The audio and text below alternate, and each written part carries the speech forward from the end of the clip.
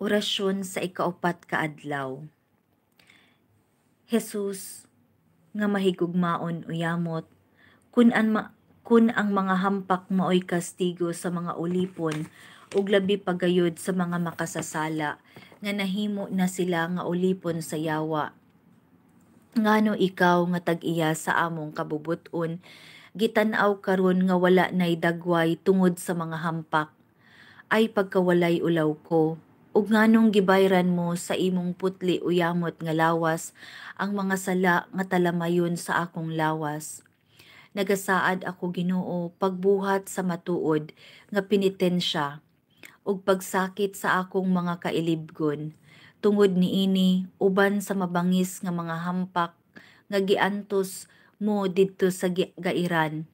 Ihalad ko kanimo sa pagtabang sa mga kasakitan nga giantos sa imong mahigugmaon nga inahan, niining aging nga labing makauulaw. Dawaton mo kining kabubuton ko nga mao ang paghigugma kanimo sa gihapon ug pagsilbi kanimo. Amen. Orasyon. O maayo nga Jesus, Hari sa himaya, luwason mo ang mga kasakitan sa purgatorio, ang mga kalag sa mga minatay. Luwason mo sila Ginoo sa mga kaguol ug mga kasakit nga gibati nila tungod sa gibati mo sa Kalbaryo ug sa imong masulub-on nga inahan.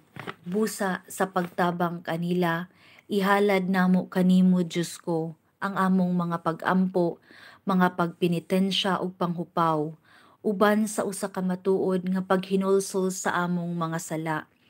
Dawaton mo sa maong dawaton mo Ginoo kining among pag-ampo ug tuguti nga si San Miguel Arcangel nga gitudlo mo sa maong ofisyo.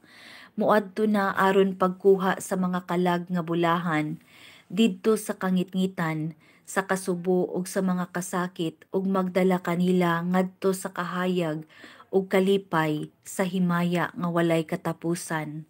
Amen.